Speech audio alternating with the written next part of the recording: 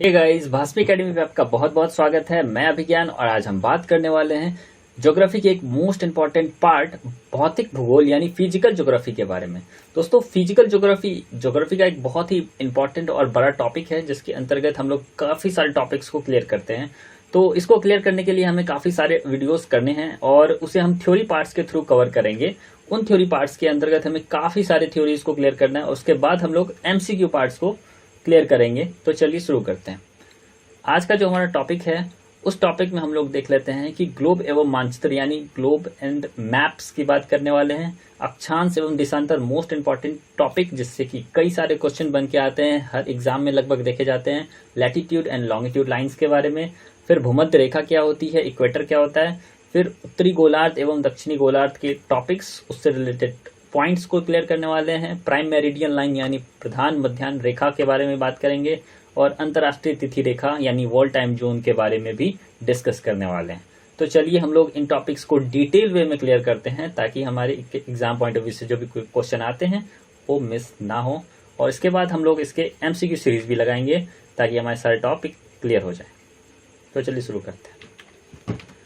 पहला पॉइंट आता है हमारा ग्लोब यानी कि जो ये ग्लोब है, इस टॉपिक के अंतर्गत हम लोग पहला देखेंगे कि ग्लोब पृथ्वी का एक लघु रूप है। जैसा कि हम लोग जानते हैं, एनसीईआरटी में कई बार हम लोगों ने पढ़ रखा है कि ग्लोब जो है हमारी पृथ्वी का एक लघु अर्थ है, लघु प्रतिरूप है, जो कि एक मॉडल ऑफ द अर्थ के बारे में जानते हैं हम लोग कि earth is a model of the earth.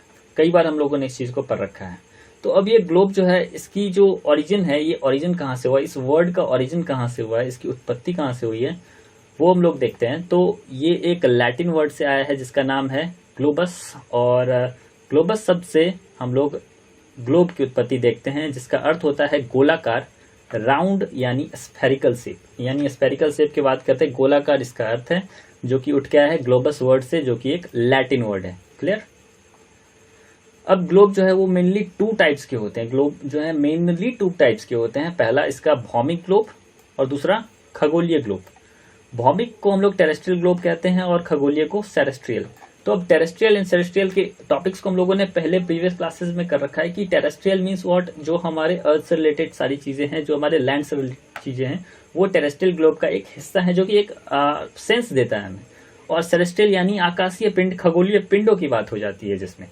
तो ये जो ग्लोब है वो हमारे रिलेटेड तो चीजें नहीं है, ये हम लैब्स में देख सकते हैं, वैज्ञानिकों के पास देख सकते हैं, जो कि रिसर्च चीज के लिए बनी हुई है, वो सेरेस्ट्रियल ग्लोब का एक हिस्सा बनती है।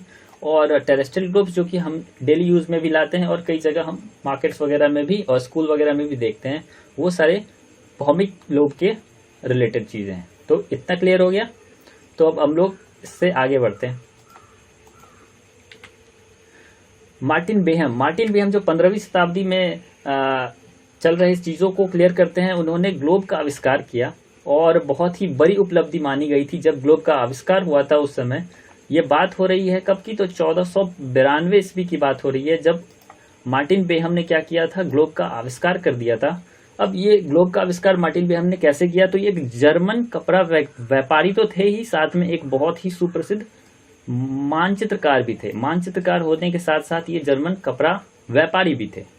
अब इन्होंने क्या किया, इन्होंने उन सारी चीजों से रिलेट करके उन्होंने जो है ग्लोब का आविष्कार कर दिया। अब ये सिर्फ ग्लोब के आविष्कार पे ही नहीं रुके थे, इन्होंने नेविगेशन में भी बहुत सारा काम कर रखा था। नेविगेशन के बहुत बड़े सलाहकार भी थे और पुर्तगाल के लिए इन्होंने काफी कुछ किया था। नेक्स्ट टॉपिक को हम लोग देखते हैं अब, मानचित्र यानी मैप। मैप जो है हम लोग कई बार एनसीईआरटी में भी पढ़ चुके हैं कि एनसीईआरटी मैप जनरली किसी एक प्लेस से किसी दूसरे प्लेस तक पहुंचने का एक रास्ता, जो हम आसानी तरीके से वहां तक पहुंच जाए, काफी सारे पैमानों की मदद से, काफी सारे पैमानों की सहायता से, एक कागज के लघु रूप से जो हम लोग वहां तक क्लियर करते हैं, वो मानचित्रण भी कहलाता है, जो हम लोग को पता भी है। अब मैप जो है, मैप का जो शाब्दिक अर्थ है, जो कि उसकी लैटिन से उत्पत्ति हुई है, लैटिन वर्ड से ही इसकी उत्पत्ति हुई है, जिसका अर्थ है मप्पा। अब ये मप्पा वर्ड का अर्थ क्या हो गया, तो ये मप्पा वर्ड जो है ये लैटिन से उठ के आया है और इसका अर्थ होता है कपड़े का एक टुकड़ा, या अगर इसको साधारण शब्दों में हम कहें तो कपड़े का एक टुकड़े का अर्थ जो है वो साधारण शब्दों में इसको रुमाल कहते हैं। यानी रुमाल शब्द से ही जो एक मीनिंग निकल के आता है वो मैप का मीनिंग निकल के आता है, जो कि प्राचीन टाइम में दिया गया था। यानी मप्पा जो कि एक लैटिन वर्ड है, उससे ही हमारे मैप का जो है ओरिजिन हुआ है। ये चीज़ें भी काफ़ी बार पूछी जा चुकी हैं, तो हम इन सब चीज़ों को भी पॉइंट आउट करके चलेंगे। अब बात करते हैं सबसे इम्पॉर्टेंट टॉपिक, आज के टॉपिक्स में सबसे इम्पॉर्टेंट पॉइंट जिससे ढेर सारे क्वेश्चन बनते हैं, काफ़ी सारी चीज़ें आती हैं, अलग अलग तरीक़ों से अलग अलग तरीके तैयार करके हमारे सामने आती हैं। उन सब चीज़ों को हम लोग अलग अलग स्टेप्स में करेंगे। तो सबसे पहले अक्षांश रेखा यानी लैटिट्यूड लाइन्स के बारे में बात करेंगे। अब ये लैटिट्यूड लाइन्स का कॉन्सेप्ट कहाँ से आया, ये क्या है ये लैटिट्यूड लाइन्स, यानी ये जो अक्षांश रेखा है इनका कॉन्सेप्ट क्या है। तो जो कुछ भी आप लाइन्स यहाँ पे आप देख पा रहे हैं, ये जो पूरब से पश्चिम की तरफ खींची गई लाइन्स हैं, ये लाइन्स, यही लाइन्स जो हैं वो अक्षांश रेखाएं यानी लैटिट्यूडनल लाइन्स हैं। इन लाइन्स की कुछ प्रॉपर्टीज होती हैं और वही प्रॉपर्टीज जो है हमारे एग्जाम में आते हैं और उनसे रिलेटेड चीजें पूछी जाती हैं। तो चलिए उन्हें देख लेते हैं, ये क्या कह रहे हैं। अक्षांश रेखाओं की संख्या 181 बताई गई है। 181 थोड़ा सा कॉन्ट्रोवर्शियल सवाल है कि 181 कुछ किताबों में आप 180 भी देखेंगे और कुछ किताबों में आप 179 भी देखेंगे। तो अब ये 179 का कॉन्सेप्ट जो है वो क्या है, इसके बारे में थोड़ा सा जान लेते हैं। ये 179 का कॉन्सेप्ट है क्या। तो जनरली हम लोग देखते हैं कि ऊपर जो है वो 90, यहाँ से लेके यहाँ तक जो है इक्वेटर तक वो 90 हो गए, 90 लैटिट्यूडनल लाइन्स यानी अक्षांश रेखाएं, और नीचे जो है इक्वेटर से नीचे वो भी 90 हो गए। तो 90 90 180 हो गए, और बीच में जो एक 0 डिग्री का इक्वेटर है वो हम लोग अगर ऐड कर दे तो 181 हो जाते हैं, जो कि एक रियल कॉन्सेप्ट है, एक सही कॉन्सेप्ट है। लेकिन एक्चुअली होता ही है कि जब हम लोग ये 90 डिग्री सबसे ऊपर लेते हैं और 90 डिग्री सबसे नीचे लेते हैं तो ये लाइन ना रहकर एक बिंदु में तब्दील हो जाती है, बिंदु बन जाती है। तो उसे लाइन कंसीडर नहीं किया जाता है, कई बार कई किताबों में नहीं किया गया, इसीलिए उसको 179 कर दिया गया है। 181 से 2 लेस करके 179 बता दिया गया है, जो कि एक तरीके से वो भी एक सही बात है। लेकिन कुछ किताबें जो आपको गलत भी छाप देती है वो 180 लेकर चलती है, जो कि इस 0 डिग्री को कंसीडर ही नहीं करती। तो वो एक गलत तरीका है, उसको पेश नहीं करना चाहिए। तो हमें एग्जामिनर जो है इस तरह से कंफ्यूज नहीं करेगा, हमें एक एग्जैक्ट वैल्यू देगी, या 181 देगी या 179, इस तरह से ही आपको मिलेगा। तो ये तीनों टॉपिक्स मैंने आपको इसलिए बता दिया है क्योंकि ये बहुत ही ज़्यादा स्टूडेंट्स के लिए प्रॉब्लमेटिक रहा है, काफ़ी बार कन्फ्यूजन हुआ है, तो मैंने सोचा कि एक बार इसको क्लियर कर देते हैं। चलिए, आई होप ये आपके लिए क्लियर हो गया होगा, और अगर इसमें भी कोई डाउट है तो आप हमें कमेंट सेक्शन में पूछ सकते हैं। नेक्स्ट टॉपिक, इसकी अधिकतम संख्या जो सीमा जो है वो ध्रुव है, यानी हम लोग कह सकते हैं ये इसका कहने का ये अर्थ हो गया कि 0 डिग्री से शुरू होती है इक्वेटर से, और फिर 1 डिग्री 2 डिग्री 3 4 और फिर इस तरह से 23 डिग्री, जहाँ पे ये ट्रॉपिक ऑफ कैंसर जो कि हम आगे पढ़ने वाले हैं वो आएगी। फिर ऊपर जाते हुए 60 70 80 और लास्ट तक ये 90 तक जाएगी। ठीक उसी प्रकार इसको फिर से क्लियर कर दे तो ये 0 डिग्री, यहाँ से 0 डिग्री, फिर यहाँ से नीचे 10 डिग्री 20 30 40, इस तरह से जो है ये 90 तक जाएगी। तो ये ऊपर भी 90, नीचे भी 90, बीच में जो 0 डिग्री है वो इक्वेटर। तो कुल मिला के 181 जो है हमारे पास अक्षांश रेखाएं हैं। क्लियर है। तो आगे देखते हैं, दो अक्षांश रेखाओं के बीच की जो दूरी है वो 111 किलोमीटर है। अब ये जो अक्षांश रेखाएं हैं वो पैरेलल चलती हैं, मतलब कि हम ये कह सकते हैं कि उनके बीच का जो डिस्टेंस है, दूरी है, वो एक्यूरेट रहती है, बराबर रहती है। तो वो 111 किलोमीटर की जो 111 किलोमीटर की जो डिस्टेंस है वो पैरेलल चलती है, समानांतर रहती है ये। तो इतना आप लोग अक्षांश रेखाओं के बारे में अगर जान लेते हैं तो ये बहुत ही सही कॉन्सेप्ट रहेगा आपके लिए। आइए इसको और डिटेल में करते हैं थोड़ा सा। अब जैसे कि ये आपको कुछ ध्रुव की लाइनें दी गई हैं, उन लाइनों को हम लोग एक बार देख लेते हैं। ये काफ़ी 5 महत्वपूर्ण जो अक्षांश रेखाएं हैं उनके बारे में बात करते हैं। सबसे पहला आप ये लाइन जो देख रहे हैं उसको विषुवत वृत्त कह रहे हैं, इसी को हम लोग इक्वेटर भी कहते हैं, इसी को हम लोग भूमध्य रेखा भी कहते हैं। अब जो कि ये 0 डिग्री पे चलती है। अब एक और रेखा है जो कि 23.5 डिग्री पे चलती है, इसको हम लोग कर्क रेखा के नाम से जानते हैं। काफ़ी इंपॉर्टेंट है। ये 5 जो लैटिट्यूडनल लाइन्स हैं, अक्षांशीय रेखा हैं, वो बहुत ही ज़्यादा इंपॉर्टेंट है। फिर आगे बढ़ते हैं और ऊपर जाएंगे तो 66.5 डिग्री पे हमें मिलेगा उत्तरी ध्रुव के लिए ये आर्कटिक रेखा, ये आर्कटिक रेखा आपको मिलेगी 66.5 डिग्री पे। और उसके ऊपर जाएंगे तो आपको 90 डिग्री पे ये उत्तरी ध्रुव मिल जाएगा, नॉर्थ पोल मिल जाएगा। अब उसी तरह नीचे बात कर लें तो ये 23.5 डिग्री नीचे, यानी कि हम लोग दक्षिणी गोलार्ध की बात करेंगे। अब ये दक्षिणी गोलार्ध क्या होता है ये भी हमारे आज के टॉपिक में है, उसको हम लोग डिटेल में क्लियर करेंगे। तो जब हम नीचे आते हैं इक्वेटर से, विषुवत रेखा से, तो वो 23.5 डिग्री पे हमें मिलती है, तो इसको भी हम लोग देख रहे हैं। फिर बात करेंगे दक्षिणी ध्रुव, और यहाँ पे आपका अंटार्कटिक वृत्त यानी अंटार्कटिक सर्कल, वो भी 66.5 डिग्री पे है। और फिर लास्ट में आपको मिल जाएगा 90 डिग्री पे दक्षिणी ध्रुव। तो ये जो 5 मुख्य अक्षांशीय रेखाएं हैं वो हमें 100% याद होने चाहिए विथ देयर डिग्रीज, उनके डिग्रीज के आधार पे हमें वो याद होने चाहिए। पूछते ही पूछते हैं, बहुत ही इंपॉर्टेंट है। नेक्स्ट टॉपिक, अब इसको इंग्लिश में एक बार देख लेते हैं। ये आर्कटिक सर्किल हो गया जो कि 66.5 डिग्री पे है। ट्रॉपिक ऑफ कैंसर हो गया जो कि 23.5 डिग्री नॉर्थ पे। अब ये कॉन्सेप्ट आपको थोड़ा सा डाउटफुल होगा कि ये नॉर्थ एंड साउथ का क्या कॉन्सेप्ट है। यहाँ एन लिखा हुआ है, यहाँ एन लिखा है, यहाँ पे एस लिखा हुआ है, और यहाँ पे भी एस है, यहाँ पे भी एस है। तो ये एस और एन का कॉन्सेप्ट क्या है? तो यही northern hemisphere and southern hemisphere का कॉन्सेप्ट है जो कि हम लोग अभी करने वाले हैं। So don't worry about it. Okay, तो आर्कटिक सर्किल हो गया जो कि 66.5 डिग्री पे है। ट्रॉपिक ऑफ कैंसर हो गया जो 23.5 डिग्री 23.5 डिग्री नॉर्थ में है, नॉर्दर्न हेमिस्फीयर में। इक्वेटर जो कि 0 डिग्री पे है। कैप्रिकॉन, ट्रॉपिक ऑफ कैप्रिकॉन जो कि 23.5 डिग्री साउथ में है। और अंटार्कटिक सर्किल जो कि 66.5 डिग्री साउथ में है, और ये हमारा साउथ पोल। इन्हीं चीज़ों को हम लोगों ने इंग्लिश में भी एक बार देख लिया ताकि दोनों ही तरीके से हम लोग इसको क्लियर कर ले, कोई कन्फ्यूजन ना रहे। अब बात करते हैं हम लोग अक्षांश के बाद देशांतर रेखाओं यानी लॉन्गिट्यूडनल लाइंस के बारे में। अब ये लॉन्गिट्यूडनल लाइंस क्या है? तो जिस तरह से पूरब से पश्चिम की तरफ अक्षांशीय रेखा जा रही थी, उसी तरह अब ये उत्तरी ध्रुव से दक्षिणी ध्रुव तक मिलने वाली जो रेखाएं हैं वही हमारे देशांतर रेखाएं कहलाती हैं। एक ध्रुव से दूसरे ध्रुव को जोड़ने वाली जो रेखाएं हैं उन्हें हम लोग देशांतर रेखा कहते हैं, जो कि आप बहुत अच्छे तरीके से देख भी पा रहे हैं। ये जो रेखाएं हैं ये एक ध्रुव से दूसरे ध्रुव को जोड़ने वाली रेखाएं हैं, जो कि यहाँ पे आप क्लियरली देख सकते हैं। ये सारी की सारी जो है लाइंस एक दूसरे को क्या कर रही है? कनेक्ट कर रही है, एक पोल से दूसरे pole, north pole to south pole. ये हम लोग देख सकते हैं, काफी आसान सा टॉपिक है। अब पृथ्वी पर 2 अक्षांश के कोनों की जो दूरी को देशांतर कहा जाता है। अब 2 अक्षांशों की कोणीय दूरी को हम लोग देशांतर, अब इसका कॉन्सेप्ट क्या हुआ वो देखे जरा। कि ये 2 अक्षांश, सपोज कि हमारी ये 2 अक्षांश हैं, एक सेकेंड, जैसे कि हमारे ये 2 अक्षांश हैं। अब इनका एक कोना ये हो गया और इनका एक कोना ये हो गया, तो इनका जो डिस्टेंस है तो ये एक देशांतर बन गया। इस तरीके से हम लोग इसको समझ सकते हैं कि 2 कोणीय दूरी को हम लोग देशांतर कह सकते हैं। फिर ये है कि ये रेखाएं जो है समानांतर नहीं होती हैं। ये जो भी रेखाएं हैं वो सारी की सारी समानांतर नहीं होती हैं। धीरे धीरे ये बड़ी होती जाती है और फिर धीरे धीरे ये छोटी होती है। अब कॉन्सेप्ट ये है कि कहाँ बड़ी होती है और कहाँ छोटी होती है।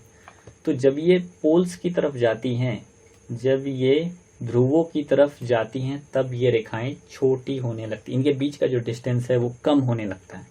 और ये कब बढ़ जाता है सबसे ज़्यादा? जब ये हमारे विषुवत रेखा यानी इक्वेटर पे आ जाती है, तब इसकी जो दूरी होती है, इन 2 लाइंस के बीच की दूरी होती है वो सबसे ज़्यादा होती है। कितनी ज़्यादा? तो 111 किलोमीटर या उससे भी थोड़ी सी ज़्यादा हो जाती है।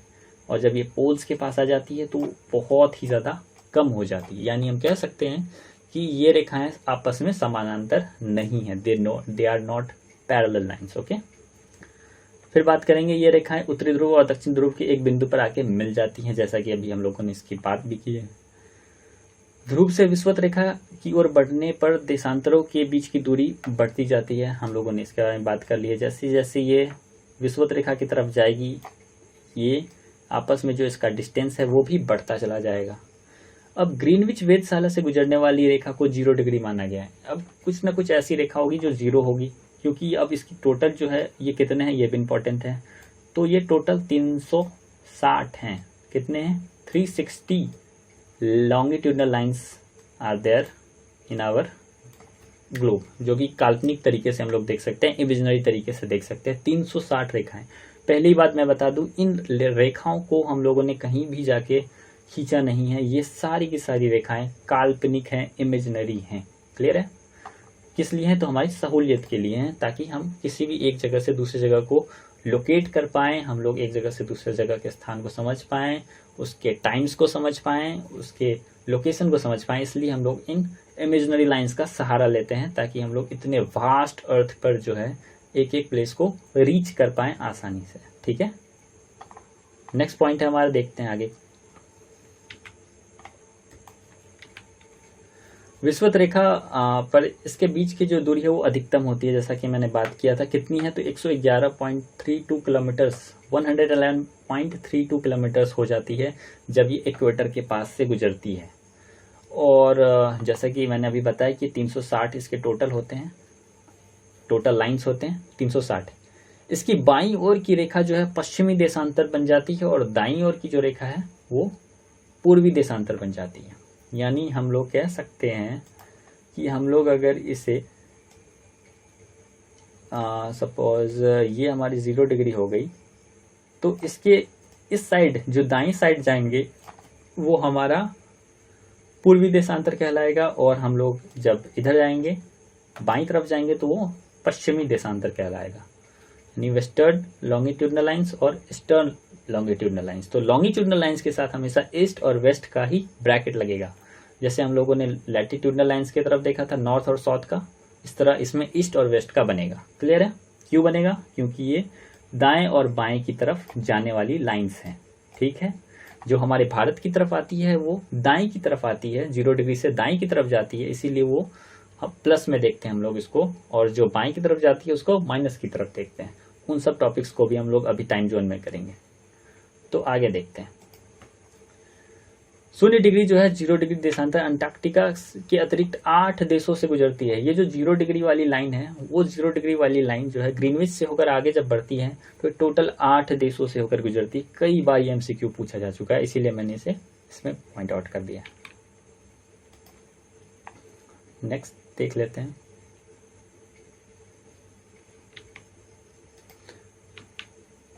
भूमध्य रेखा यानी इक्वेटर। अब इक्वेटर की बात कर लें तो इक्वेटर जो है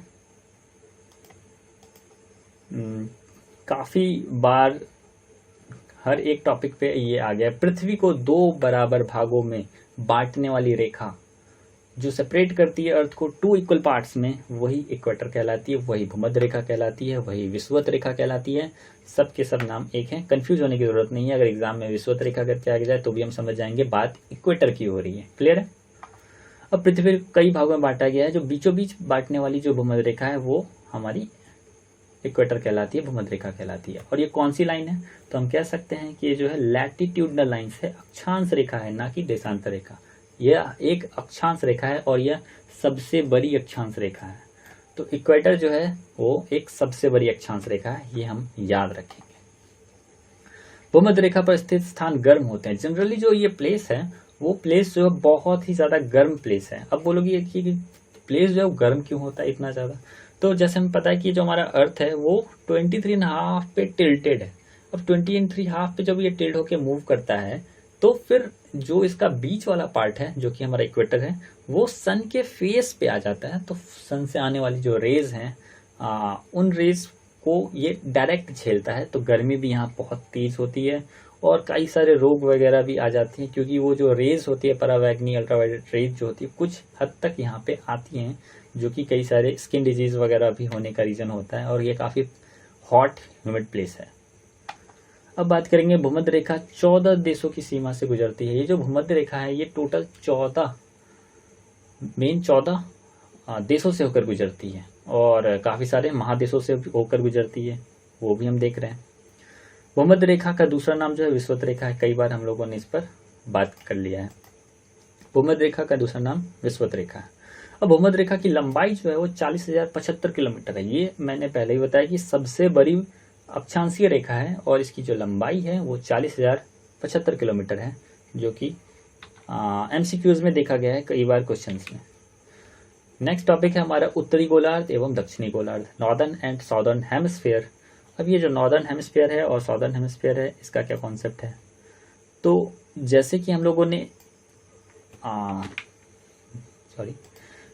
लोगों ने अर्थ को 2 इक्वल पार्ट्स में बांटा इक्वेटर से, तो इक्वेटर के जो भी ऊपर वाले अपराइट पार्ट्स हैं वो सारे के सारे पार्ट्स को हम लोग उत्तरी गोलार्ध के रूप में डिनोट करते हैं। और जो भी इसके डाउनवर्ड पार्ट्स हैं इक्वेटर से, उसको हम लोग दक्षिणी गोलार्ध के रूप में डिनोट करते हैं। और भी इनकी काफ़ी इंपॉर्टेंट चीज़ें हैं। अब हम लोग जैसे कि एक टॉपिक के बारे में जान रहे थे कि जैसे कि अक्षांश रेखाओं के साथ हम लोग देख रहे थे कि एन और एस लग रहा था। वो एन और एस क्या है? तो जो भी रेखा, पॉइंट नोट किया जाए कि जो भी रेखा यहाँ से इधर की तरफ गुजरती है, जैसे कि कर्क रेखा हो गई, आर्कटिक रेखा हो गई, ये सारी रेखाएं जो हैं उसके साथ एन का कॉन्सेप्ट आता है, एन लग जाता है। जैसे 23.5 डिग्री एन मीन्स नॉर्थ। वो नॉर्थ क्या है? तो ये गोलार्ध को ही डिनोट करता है, ये नॉर्दर्न हेमिस्फीयर को डिनोट करता है कि इसके ऊपर जितने सारी भी लाइंस होंगी वो सारी लाइंस के साथ एन यानी नॉर्थ यानी उत्तर डिनोट होगा, और जो भी लाइंस इसके नीचे होंगी उन सारी लाइंस के साथ एस यानी साउथ यानी दक्षिण डिनोट होगा। तो ये जो है हेमिस्फेयर का कॉन्सेप्ट है कि जो भी पृथ्वी के हाफ पार्ट के ऊपर की चीज़ों के बारे में, जो भी लाइंस के बारे में बात होगी वो नॉर्दर्न हेमिस्फेयर यानी उत्तरी गोलार्ध के तौर पे क्लियर होंगी, और जो भी चीज़ें इक्वेटर के 0 डिग्री के नीचे होंगी उन सब लाइंस को, उन सब प्लेसेस को हम लोग दक्षिणी गोलार्ध यानी साउथ यानी दक्षिण के रूप में डिनोट करेंगे। तो ये एस और एन का कॉन्सेप्ट इस तरह से हम लोग समझ सकते हैं। आई होप बहुत अच्छे तरीके से, बहुत डिटेल वे में मैंने एन और एस का जो कॉन्सेप्ट है, नॉर्दर्न और साउदर्न का कॉन्सेप्ट जो है समझाया है, लाइंस पे एस और एन क्यों लिखे होते हैं उन सबको समझाया है। अब जब लॉन्गिट्यूड की बात करेंगे तो वहाँ ईस्ट और वेस्ट लिखा होता है, उसका क्या कॉन्सेप्ट है वो भी एक बार मैं इसी मैप के थ्रू क्लियर करना चाहूँगा, ताकि ये सब चीज़ें जो है हम एमसीक्यूज़ में समझ नहीं पाते। एमसीक्यूज़ में हम लोग क्वेश्चन को करते हैं, पर थ्योरीज को समझना बहुत इंपॉर्टेंट होता है, तब हम लोग चुटकियों में एमसीक्यूज़ को भी कर सकते हैं। तो जैसे कि हम मान सकते हैं कि 0 डिग्री सपोज कि यहाँ से गुजर रही है, तो उस 0 डिग्री के बाद हम लोग क्या करते हैं कि जो भी पार्ट इस तरफ से जाके पोल्स टू पोल्स मिलती है उन सब को हम लोग ईस्ट डिनोट करते हैं, और जो भी पार्ट इस पोल से इस पोल इस 0 डिग्री के बाईं साइड जाती है यानी बाईं साइड से जाती है उनको हम लोग वेस्ट डिनोट करते हैं। तो ये ईस्ट और वेस्ट का जो कॉन्सेप्ट है ये है। जैसे कि हम अपने भारत की बात करेंगे तो भारत का जो टाइम जोन है वो 82 डिग्री एंड हाफ जो है ईस्ट कहलाता है। आप उसमें ई देखेंगे यानी कि पूरब देखेंगे। अब वो पूरब इसलिए देखेंगे क्योंकि जो 0 डिग्री है उससे हम लोग दाएं तरफ की बातें कर रहे हैं, तो इस 0 डिग्री से जो भी दाएं दिखेंगी, जो भी चीज़ें दाएं दिखेंगी उन सब चीज़ों को हम लोग ईस्ट में देखेंगे, और जो चीज़ें वो बाएं दिखने वाली उन सब के लिए हम लोग वेस्ट देखेंगे। तो इस तरीके से हम लोग ईस्ट वेस्ट और नॉर्थ साउथ के कॉन्सेप्ट को क्लियर करते हैं नॉर्दर्न एंड साउदर्न हेमिस्फीयर के कॉन्सेप्ट से। आई होप ये टॉपिक भी हमारा क्लियर हो गया है। आगे देखते हैं। प्रधान यामोत्तर रेखा यानी प्राइम मेरिडियन लाइन, ये जो लाइन है काफ़ी इंपॉर्टेंट लाइन है। इसी से जो है हम लोग टाइम को डिनोट करते हैं, समय का जो है कंट्रोल करते हैं क्या, क्योंकि जो अर्थ है उस पे बहुत बड़ा भूभाग है और उस भूभाग पे कई सारे महादेश हैं। उन सारे महादेशों में भी जो है टाइम को रिलेटेड काफ़ी सारी चीज़ें कन्फ्यूज़न हो जाती है। उसके लिए हम लोगों ने क्या किया है कि पृथ्वी पर टाइम जोन्स की भी बातें की हैं, तो वो उसका कॉन्सेप्ट क्लियर हो पाया है इसी लाइन यानी कि प्राइम मेरिडियन लाइन से, जो कि 0 डिग्री से होकर गुजरती है। अब पृथ्वी पर जो 0 डिग्री देशांतर की लाइन जो है खींची गई है वो मध्याह्न रेखा यानी प्रधान मध्याह्न रेखा कहलाती है, जिसको हम लोग यामोत्तर रेखा भी कहते हैं, इसको हम ग्रीनविच रेखा भी कहते हैं। तो काफ़ी सारे इसके नाम हैं, जिसको मैंने यहाँ पे रख दिया है। अब दुनिया का मानक समय है इसी से निर्धारित होता है, इसी लाइन से जो है हम लोग दुनिया के लाइंस को क्लियर करते हैं कि प्राइम मेरिडियन से जो हम लोग ईस्ट की तरफ जाएंगे वो उसको प्लस में रखेंगे, और जो हम लोग वेस्ट की तरफ जाएंगे उसको माइनस में लेते जाएंगे कि टाइम जो है इस तरफ ज़्यादा होता जाएगा और इस तरफ कम होता जाएगा। ये प्राइम मेरिडियन के लाइन से ही डिनोट होता है। अब लंदन के एक शहर ग्रीनविच में इस रेखा पर स्थित है, यानी कि ग्रीनविच वेधशाला है, वहां से ही इस लाइन को हम लोग कंसिडर करना शुरू किए हैं, और ये सर्वमान्य तरीके से हुआ है। किसी एक देश ने अपने मन से नहीं कर लिया है, इस पर एक बैठक हुई है, उस बैठक को सब लोगों ने इसको माना है, सहमति दी है, और तब ये चीज़ें हुई हैं। और ये प्राइम मेरिडियन यानी शून्य देशांतर के नाम से भी इसको हम लोग जानते हैं। और अब हमारा टॉपिक है अंतर्राष्ट्रीय तिथि रेखा। ये वर्ल्ड टाइम जोन, टाइम के बारे में हम लोग ये जान रहे हैं कि टाइम जो है हर देश का अलग अलग है। अब ये अलग अलग का कॉन्सेप्ट कहाँ से आया, कैसे हम लोग समझ सकते हैं कि इस देश का टाइम ये है, इस देश का टाइम ये है। तो इस चीज़ को समझने के लिए हमें लॉन्गिट्यूडनल लाइंस को समझने की जरूरत होगी। लॉन्गिट्यूडनल लाइंस जो है टोटल हमें पता है कि 360 है, और ये 360 लाइंस जो हैं उन लाइंस के थ्रू ही हम लोग टाइम्स का निर्धारण करते हैं। तो ये जो 180 वाट डिग्री है वही देशांतर हम लोग अंतर्राष्ट्रीय तिथि रेखा के नाम से जानते हैं। 0 डिग्री को क्या जाना है, प्राइम मेरिडियन, और 180 को हम लोग अंतर्राष्ट्रीय तिथि रेखा की जो लाइन है उसके तौर पे जानते हैं। वर्ल्ड टाइम लाइन के बारे में हम लोग इसको 180 डिग्री जो लाइन है वही वर्ल्ड टाइम लाइन के बारे में क्लियर करती है बातों को। अब एक वाकया हुआ है 1884 ईस्वी में वाशिंगटन में। क्या हुआ है, एक इंटरनेशनल मेरिडियन कॉन्फ्रेंस के अंतर्गत 180वें यामयोत्तर रेखा को यानी 180 डिग्री जो लॉन्गिट्यूडनल लाइंस है उसको अंतर्राष्ट्रीय तिथि रेखा के तौर पे घोषित कर दिया गया है सर्वमान्य तरीके से, और इसको हर एक देश ने मान लिया है। अब ये कॉन्सेप्ट ये है कि जब 4 मिनट के अंतर पे जो है एक देशांतर जो है वो 4 मिनट के अंतर पे मूव करता है। हमारी पृथ्वी जो 360 डिग्री है वो मूव करते हैं 4 मिनट, मतलब कि अगर वो 4 मिनट का समय लेंगे तो 1 डिग्री मूव करेंगे। और इसी कॉन्सेप्ट से बना दिया गया है कि हमारे अर्थ पे जितने भी टाइम जोन है उन सबको बनाया गया। ये एक मैथमेटिकल फार्मूलाज पे भी बनाया जाता है। हम लोग चुटकियों में बता सकते हैं कि किस समय किसका कितना टाइम जोन है, वो हम लोग भी देखेंगे आगे के कैलकुलेशंस में। विश्व को 24 समय जोन में विभाजित किया, 24 टाइम जोन्स में अर्थ को बांट दिया गया है। 24, सोचिए इतना बड़े भूभाग को कंट्रोल करने के लिए 24 टाइम जोन्स बनाया गया है। और उसमें जो भारत का टाइम जोन है जो कि इम्पोर्टेंट है, काफी कई बार पूछा भी गया है, तो ये 82.5, जैसा कि मैंने पहले ही बता दिया है कि 82.5 जो है वो पूर्वी देशांतर। पॉइंट आउट करें इस टॉपिक को कि मैंने पहले भी बताया था कि 82 डिग्री क्या है, पूर्वी है। इस बारे में मैंने बात की है कि पूर्वी देशांतर है, देशांतर तो है बट पूर्वी है। पूर्वी क्यों है, क्योंकि ये 0 डिग्री के दाएं साइड है कितना, तो 82वां डिग्री जो है वो हमारे भारत पे आके मिलता है, जो कि 1 डिग्री 2 डिग्री करके आते हुए 30, 60, 70, 80, तो टोटल 80वां डिग्री जो है वो हमारे भारत पे आता है। और इस तरह हम लोग कह सकते हैं कि जो भारत का जो इलाहाबाद है जो कि मिर्जापुर नैनी से होकर गुजरता है, उस प्लेस को हम लोगों ने मान लिया है सर्वमान्य तरीके से कि पूरे भारत का जो समय है वो इस रेखा के थ्रू निर्धारित होगी, जो कि मेन ग्रीनविच टाइम से कितना आगे है, तो 5.5 घंटे आगे है। अब आप बोलेंगे कि 5.5 घंटे कैसे आगे हो सकती है, तो थोड़ा सा आप इसको बताइए। तो ये इस तरह से हम लोग समझ सकते हैं कि जब 1 डिग्री 4 मिनट का समय लेती है तो टोटल हम लोग 82 डिग्री को अगर मल्टीप्लाई कर देंगे तो वो हमें जो है एक एवरेज 5 घंटे 28 से 30 मिनट का जो है कॉन्सेप्ट देगी। तो इस तरीके से हम लोग 4 को 82 से मल्टीप्लाई करके टाइम किसी भी जगह का चेक कर सकते हैं, निकाल सकते हैं बहुत ही आसान तरीके से।